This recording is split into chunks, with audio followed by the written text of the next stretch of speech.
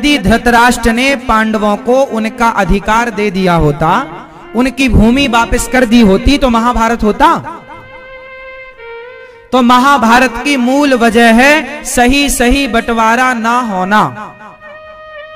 और आप लोगों के घर में भी महाभारत की वजह यही है कि भाई भाई में महाभारत इसलिए होता है कि बाप लोग, बड़े बूढ़े लोग सही सही बंटवारा नहीं करते, करते हैं तो भी फंसने फंसाने वाला कर देते। सही बंटवारा यदि हो तो झगड़े की जड़ 3, जड़, जोरू और जमीन। झगड़े की जड़ 3, जड़, जोरू और जमीन। झगड़े की जड़ कितनी है? 3। जड़ मीन्स मूर्खता, या तो मूर्खता के कारण झगड़ा होगा, अज्ञानवश। जड़, जोरू मतलब पत्नी, स्त्री, लुगाई के कारण झगड़ा होगा। और जमीन मतलब प्रॉपर्टी, जमीन जायदाद के कारण झगड़ा। झगड़े की जड़ 3, जड़ मीन्स मूर्खता, जड़, जोरू और जमीन। चौथा कोई वजह हो तो आप बताओ। है तो यहां वजह क्या थी? राम रावण के युद्ध में वजह क्या थी? जोर से स्त्री, माता सीता। जोरू। झगड़े की वजह क्या थी? स्त्री। और यहां महाभारत में झगड़े की जड़ क्या थी? जोर से जमीन। जमीन का मुद्दा था। और भारत में जितने अंग्रेजों और मुगलों के टाइम पर राजा महाराजा आपस में लड़के मरे, उनके झगड़े की जड़ क्या थी? उत्तर दो। हाँ,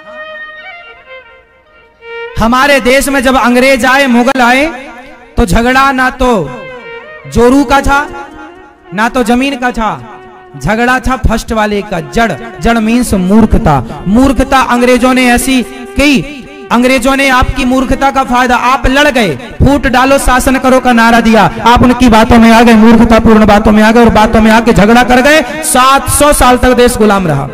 500 साल मुगलों ने, 200 साल अंग्रेजों ने। हाँ या ना? तो झगड़े की जड़ 3, या तो आपकी मूर्खता।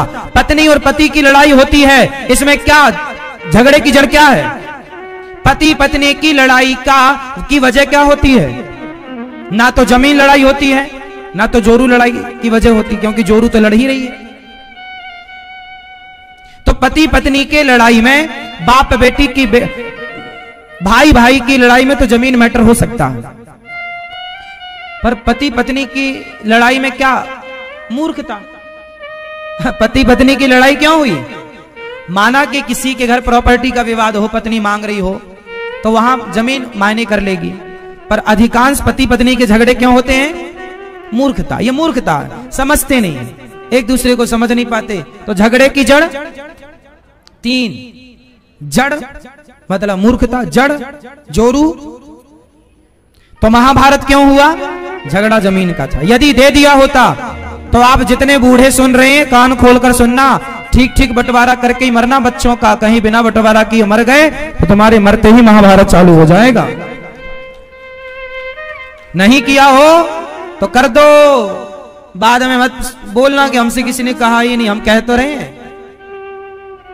हाँ भैया, आपका सब बंटवारा वगैरह हो गया?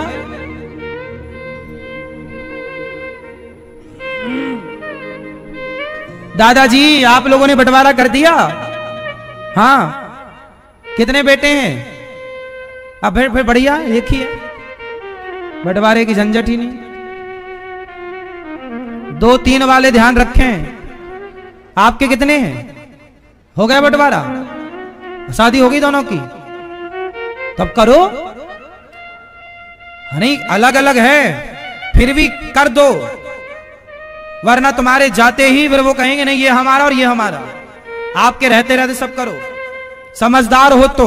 बाकी कुछ बाप तो बोलते हम तो अपने जीते जी नहीं करेंगे बंटवारा, ये मतलब बहुत बड़ा मूर्ख बाप है। ये चाहता कि बच्चे आपस में लड़के मर जाए।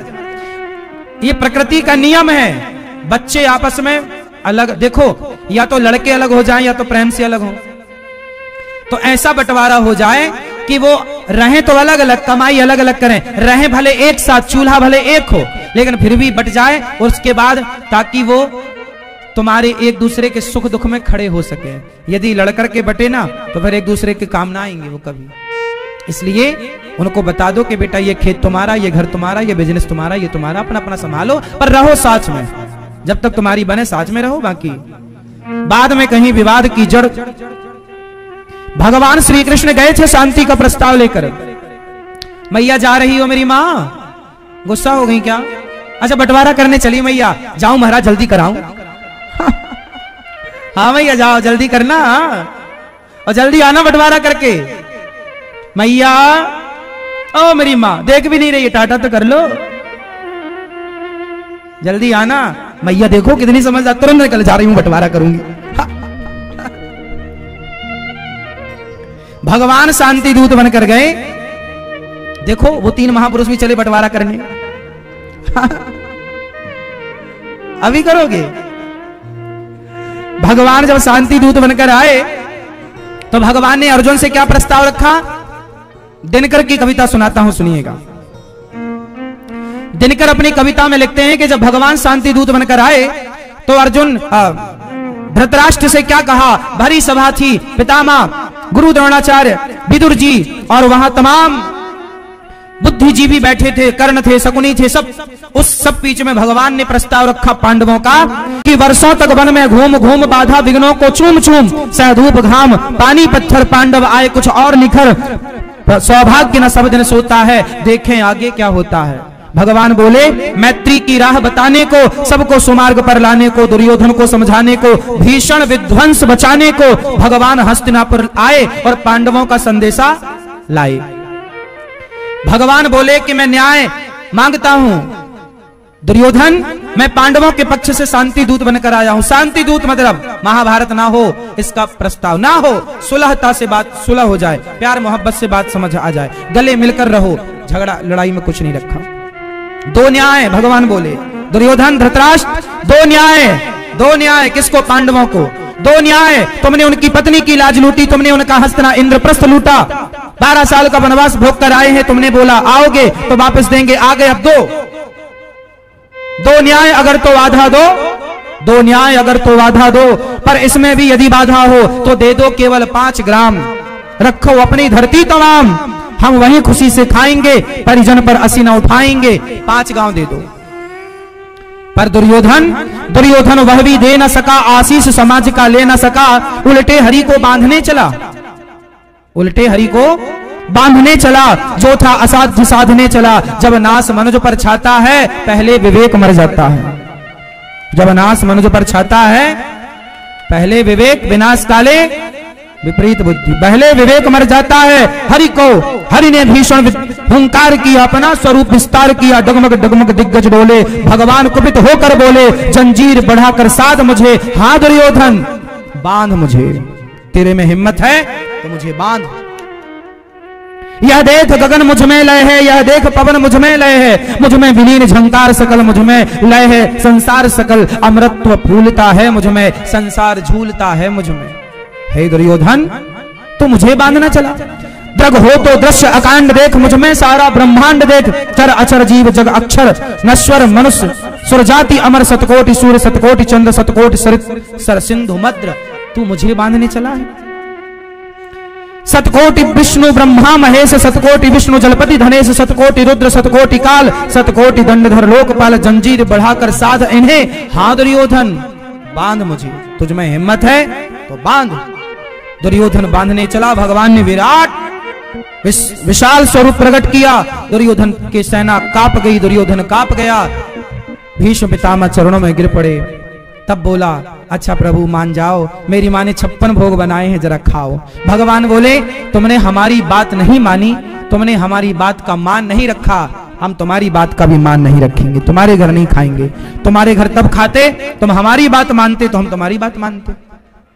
हम तुम्हारे घर नहीं खाएंगे, हम विदुरानी के घर खाएंगे, विदुर जी के घर खाएंगे। तब विदुर जी के घर जाकर भगवान ने छिलकों का भोग लगाया है। और भगवान ने समाज को मैसेज दिया कि यदि शांति से सुलह से बात बन जाए तो झगड़ा लड़ाई करने की जरूरत, हाँ, महाभारत की मूल वजह है ठीक ठीक बंटवारा ना होना। इसलिए आप लोग इस बात को ध्यान रखें, यदि आप पिता हैं तो। भगवान करे हर भाई भाई प्रेम से रहे। देखो बंटवारा होना बुरा नहीं है। क्या बंटवारा होने के बाद भाई भाई प्रेम से नहीं रहते? क्या एक साथ नहीं खाते? खाते। पिता अपना कर्तव्य पूरा करे। दशरथ जी मरने के पहले बोले राम को राजा बना दूं, राम को राजा बना दूं। मतलब वो एक पिता का कर्तव्य पूरा के राम को राजा। फिर राम जी राजा बनने लगे तो माता कैकेयी ने बोला नहीं मेरा बेटा बनेगा। ठीक है, राम जी बोले ठीक है, मेरा भाई, मैं और भाई कोई अलग थोड़ी हूं। राम जी ने कहा भाई बन जाए, लेकिन वो भाई भी धन्य था, वो नहीं बना, नहीं मेरा तो भाई राम ही बनेगा राजा। ये देखो, बाप का काम है बांटना, लेकिन भाइयों का काम है कि उस बंटवारे को भी मिलजुल करके स्वीकार करना, और तेरा मेरा ना करे, जो है भैया सब तेरा है। बड़ा छोटे को दे, छोटा बड़े को दे, एक दूसरे का। पिता का कर्तव्य जो है वो पिता करे, भाई का कर्तव्य जो है वो भाई करे। भाई का कर्तव्य है कि तुम मिलजुल के रहो, और पिता का कर्तव्य है कि वो ठीक ठीक दे। फिर भगवान ने सबको दिया। भगवान राम ने शत्रुघ्न जी को मथुरा का राजा बनाया था। शत्रुघ्न जी को कहां का राजा? हाँ, तो सबको राजा बनाया। लखनऊ का राजा लक्ष्मण जी को बनाया भगवान राम ने। पर भरत जी कहीं गए नहीं। लखनऊ के राजा कौन? लक्ष्मण जी। मथुरा के राजा कौन? शत्रुघ्न जी। अयोध्या के राजा राम। भरत जी कहीं गए ही नहीं। राम जी के चरण छोड़कर गए तो लक्ष्मण जी भी नहीं, लेकिन काम था, शत्रुघ्न जी को आना पड़ा था यहां लवणासुर को मारने के लिए। तो राम राजा थे, पर भरत शत्रुघ्न भी राम के पूरक थे ना। लक्ष्मण जी ये बोलते थे कि अयोध्या के राजा हम हैं, मतलब हमारे राम। अब वो राम और लक्ष्मण कोई अलग नहीं थे, भाई भाई कोई अलग नहीं है। अलग की तरह मत रहो, फिर भी व्यवस्थाएं तो बनानी ही पड़ेंगी, हाँ या ना। और मैं एक बात यहां मैं अपना अनुभव कहूं, ये बात मेरी हो सकता गलत हो, आपको अच्छी लगे तो मानना, ना लगे तो बिल्कुल मत मानना, क्योंकि ये मेरा अनुभव कहता है। अभी तक का मेरा अनुभव कोई ज्यादा भी नहीं है, मैं 33 साल का ही हूं। जितना अनुभव मैंने आज तक ग्रहण किया, समाज से लिया, वो मेरा अनुभव ये कहता है कि बच्चे जिस दिन पढ़ लिख कर आवे, ये मेरा अनुभव कह रहा है, हो सकता मेरा अनुभव गलत हो बिल्कुल मत मानना, पर सही हो अमल करना। ये मेरा पर्सनल मानना है। मेरा मानना है कि जब बच्चे पढ़कर आए और जब बेटे का विवाह हो जाए, बेटी का ब्याह हो जाए, तो जब बेटे का ब्याह हो जाए ना मेरी माँ, तो बाप को चाहिए कि बेटे का विवाह हो गया तो सारी जिम्मेदारी बेटे को ही दे दे। सारी जिम्मेदारी अपने बेटे को दे दो। कुछ दिन के लिए, 1 साल के लिए, 1 महीने के लिए, 1 सप्ताह के लिए जिम्मेदारी दे दो। इस 1 महीने, 1 सप्ताह, 1 साल में आपको यह पता लग जाएगा कि बच्चा कितना काबिल है आपका, पहला। दूसरा, बच्चे के कंधे पर जैसे ही आप एक कॉलम खड़ा कीजिए, 20 फीट का कॉलम, उस 20 फीट का खड़ा करना साहब, और हिलाना कॉलम को, हिलेगा कि नहीं? उत्तर दो जोर से। हाँ, हिलेगा। जो जानते हैं वो मानेंगे। 20 फीट का कॉलम खड़ा कीजिए आप, कोई बीम मत डालिए, कोई छत मत डालिए उस पर, कोई वजन मत दीजिए, वो हिलेगा। जोर से धक्का मारिए, गिरेगा। 4-5 लोग ही गिरा देंगे 20 फीट के कॉलम को। बोलो हाँ। लेकिन आप उसी पर फिर बीम रख दीजिए, पूरा छत रख दीजिए, फिर हिलाओ, नहीं हिलेगा। हाँ, कंधों पर जब वजन आएगा तो ही मजबूती होगी। इसलिए समय पर मजबूत बनाना है बच्चों को, तो गृहस्थी की जिम्मेदारी रख दो। भैया रोटी नमक तुमको ही कमा के लाना, जाओ कमा, ये रही दुकान, ये फैक्ट्री संभालो। इससे बच्चे मजबूत होंगे, वो समझ पाएंगे कि इसे और कैसे बेहतर बनाना है। अब क्या होता है कि बेटा बड़ा हो गया, शादी हो गई, लेकिन बाप ही सारा काम किए जा रहा है। बेटा तू घर में बैठ, हम करेंगे सारा। तू करेगा भैया तो बच्चे कब सीखेंगे? तू तो अपना मर जाएगा, और जब मरेगा तब तक बच्चे को सीख ना पाएंगे, क्योंकि सीखने के लिए भी अनुभव चाहिए। 10 साल 20 साल लग जाता है, 5 साल 6 साल तो लग ही जाता है कोई भी काम का। मास्टर बनने के लिए मास्टर डिग्रियां भी PhD की लगभग 5 साल में मिलती है, हाँ या ना? तो भाई अनुभव चाहिए ना मेरी माँ। ये बात सही है गलत है? शादी के तुरंत बाद मतलब साल 6 महीने, लो भैया संभालो, दुकान में तुम बैठो, लाओ कमा के कितना, तुम केवल नजर रखो, पिता का काम है, तुम हिसाब रखो, नजर रखो, देखो तुम नजरें रखो, लेकिन उसको अलग से दुकान दे दो, उसको अलग से काम दे दो, तू अपना काम कर भैया, तू अपना संभाल, पर सेल्फ डिपेंड बनाओ, वरना ये अपाहिज हो जाएंगे। जो व्यक्ति सारी जिंदगी वैसाखी में चलता है, एक दिन वैसाखी छीन लोगे, गिर जाएगा। बाप एक प्रकार की वैसाखी है, और वैसाखी तब तक ही ठीक लगती है जब तक पांव में बल ना आ जाए तो वैसाखी छोड़ देनी चाहिए, अपने पांव से चलना सीखना चाहिए, हाँ या ना। तो वैसाखी का मतलब है कि पिता का सपोर्ट, पिता का सपोर्ट तो हो, सारी जिंदगी पिता पर डिपेंड मत रहो, आश्रित ना रहो। पिता से आगे निकलना है आपको, पिता का सम्मान बढ़ाना है आपको, पिता का नाम बढ़ाना है आपको, पिता की इज्जत बढ़ानी है आपको, पिता का व्यापार 4 गुना करके देना है बाप को। यही सबसे बड़ा तोहफा है एक बाप के लिए। उसकी कमाई संपत्ति, उसका कमाया नाम, उसकी कमाई इज्जत को तुम 4 गुना बढ़ाओगे तो बाप का राम राम तुम्हें आशीर्वाद देगा, वाह मेरा बेटा मेरे से आगे निकल गया। इसलिए बाप जब अपने बेटे को गोद में, माँ जब गोद में लेती है, तो माँ जब बेटे को गोद में लेती है तो कांख में दबाती है बच्चे को, लेकिन बाप जब बेटे को गोद में लेता है तो कंधे पर बिठाता है कि बेटा, जहां कंधे पर बेटा बैठेगा ना तो बाप से आगे का देखेगा। बाप चाहता है कि जहां तक मैं देख रहा हूं मेरा बेटा वहां से आगे का देखे, जहां तक मैं पहुंच रहा हूं मेरा बेटा वहां से आगे पहुंचे, इसलिए बाप अपने बच्चे को कंधे पर बिठाता। ये जीवन के अनुभव हैं मेरे, जो मैंने पाया है। मैं बचपन से ही सेल्फ डिपेंड बन गया था। जिस उम्र में लड़के गाड़ी घोड़े के लिए रोते, मुझे 2 व्हीलर दिला दो, मुझे मोबाइल, उस समय हम काम करने लगे थे, पैसा कमाने लग गए थे, अपने जरूरतें, अपने खर्चे अपनी कमाई से पूरी करने लग गए थे, और जिम्मेदारी समय से आ गई थी। घर में नमक है कि नहीं, आटा है कि नहीं, ये जिम्मेदारी आ गई। इसलिए जिम्मेदारी आई तो जिम्मेदार बने, जिम्मेदारी नहीं आती तो हम जिम्मेदार ना बनते। मैं जिम्मेदार बना, इसका सबसे बड़ा कारण था कि समय पर मेरे कंधे पर जिम्मेदारियां आई। उन जिम्मेदारियों ने मुझे इतना मजबूत बना दिया। 17 साल की उम्र से मैंने काम करना स्टार्ट किया, पढ़ता भी था, कमाता भी था, अपने खर्चे भी पूरे करता था, और घर की जिम्मेदारी। घर में रोटी नहीं, यदि मैं कमाऊंगा नहीं तो रोटी नहीं बनेगी, या तो मैं भीख मांग कर लाऊं या तो काम करके लाऊं, लाना है तब रोटी बनेगी, वरना बचपन में हम तो भीख ही मांगते थे। ये मेरा अनुभव है, किसी यूनिवर्सिटी में ना मिलेगा, ठास हो कह दिया, अच्छा लगे तो ग्रहण करना, एक्सपेरिमेंट कर लेना, नहीं तो कोई बात नहीं, हाँ या ना। तो ये अनुभव सही है गलत है, हम आगे बोला करें कि ना बोला करें, सही है। तो बच्चों को जिम्मेदारी देनी चाहिए कि नहीं? शादी के बाद आजाद ना छोड़ दो बच्चों को, काम दो, ये काम करो और अपनी गृहस्थी चलाओ, ताकि वो बच्चे, अपने बच्चे जब पैदा करें तो उन बच्चों को खुद से पढ़ा सकें, बाप पर डिपेंड ना रहे कि पिताजी वो बच्चों की फीस नहीं भरनी, तुमने बच्चे पैदा तुमने किए तो फीस कौन भरेगा? तुम्हारा बाप। और आज यही होता है, बच्चे लोग बच्चे पैदा कर लेते हैं और बच्चे लोगों के बच्चों की फीस बाप भरता। अरे भैया तुम पैदा काहे कर लिए, पहले फीस भरने योग्य बन जाते फिर ना बच्चे पैदा करते। ऐसी मेरी मानसिकता है कि पहले बन जाओ लायक फिर बच्चे पैदा करो, कि पहली बच्चे पैदा कर लें। क्यों जी, क्या सही है? हाँ।